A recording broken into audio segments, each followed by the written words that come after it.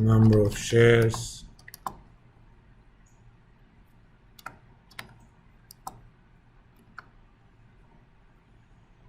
let me see, 15, 647, 6868.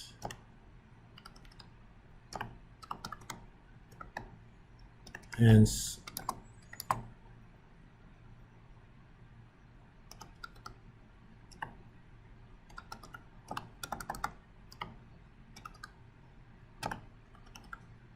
it doesn't need the commas, but I can see it better that way.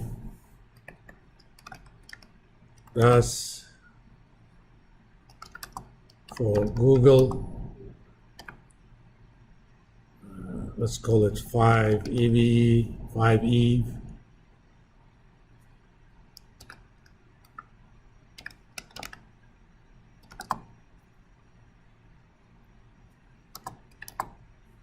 We already have their 5-year forward P, 1417.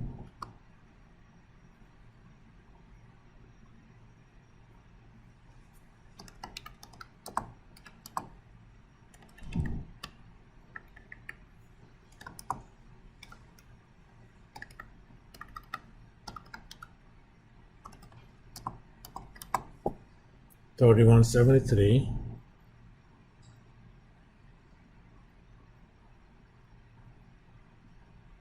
Let's do the same thing for other companies.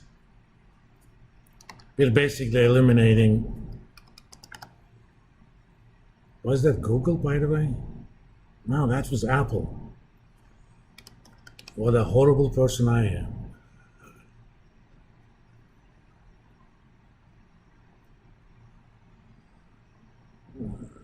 Financials.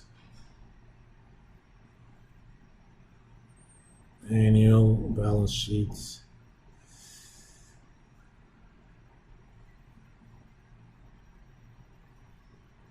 This is in thousands. That cannot be true.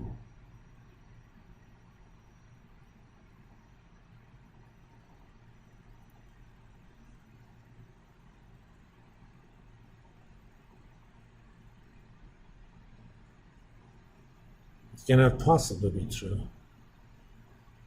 These numbers have to be in millions.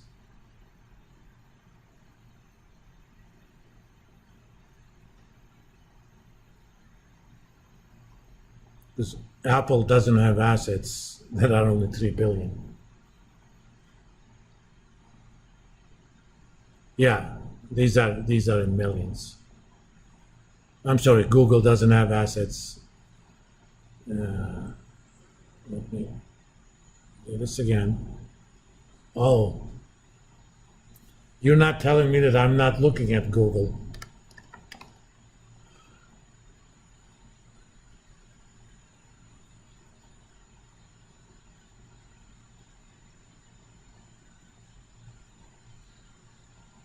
Balance sheets, quarterly.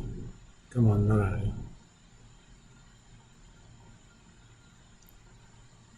Okay, now it makes sense. 115,903. So let's calculate this number.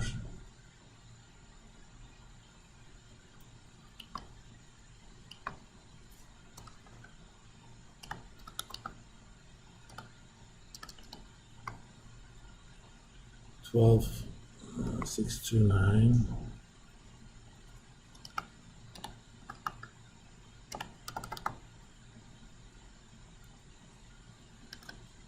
Copy, paste, copy, paste.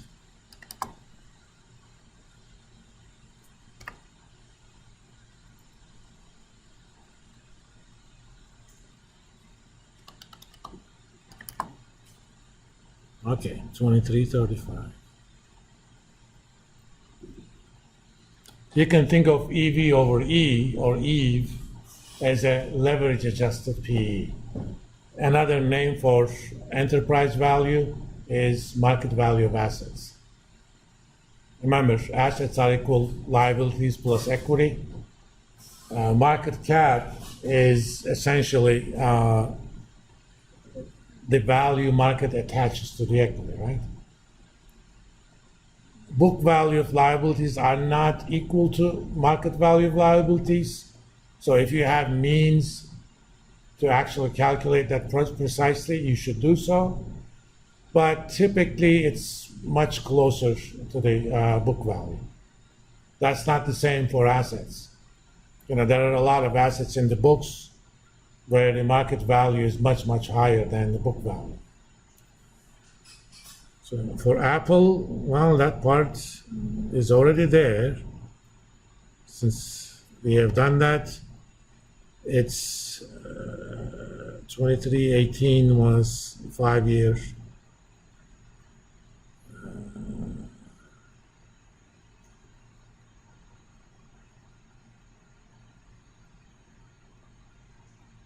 Yeah. Oh, you guys are not telling me that I'm not doing the right thing.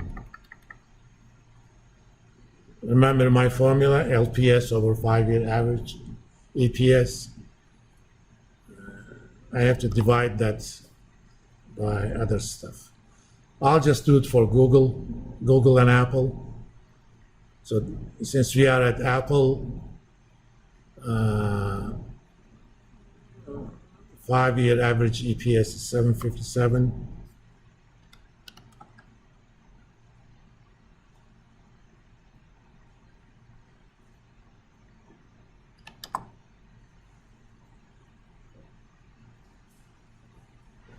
Now, here I should say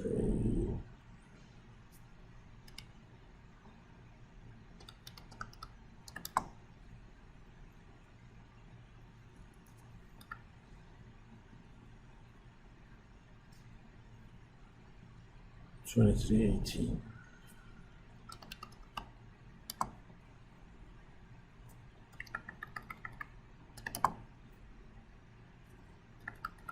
So 2550 is 5-year E for Apple. Let's do it from scratch for Google.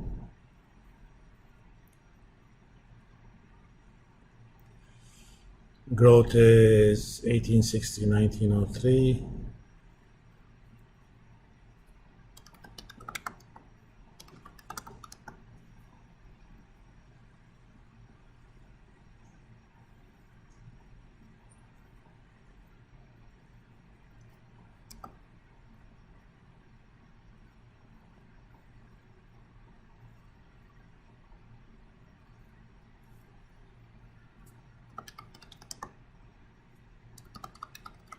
I just happen to remember those numbers. Okay, we know that. Now, this is for Google.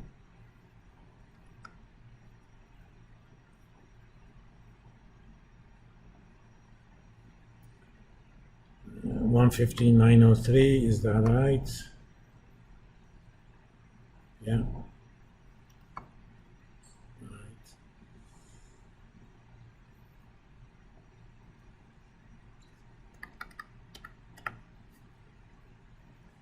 1417.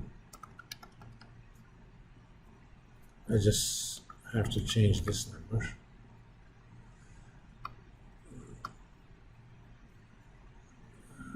$982.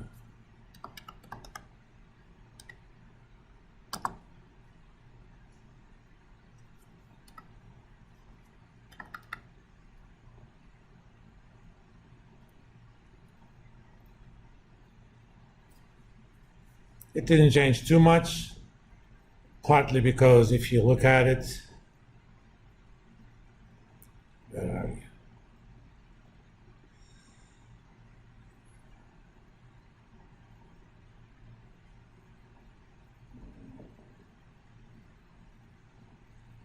So total, let me see, where is their equity?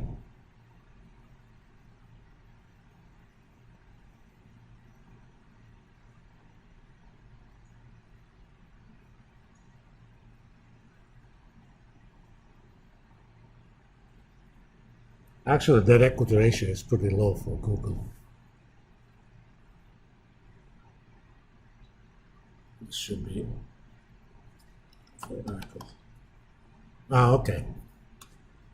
It's 15 versus 25 on, it was 14 versus 23, so it didn't change it too much. Because there were really big differences on the PE itself. Since we have only 4 people, let me not get started on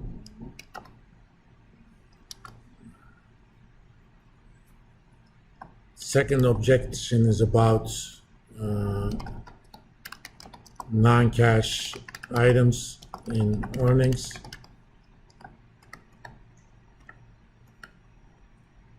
So we would look at EV over EBITDA type ratios, where EBITDA is earnings before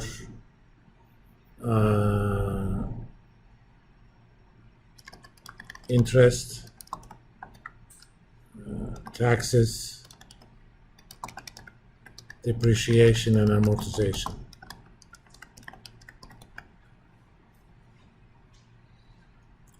One of the reasons you want to look at these type of earnings, a startup company is likely not to have any taxes anyway, right?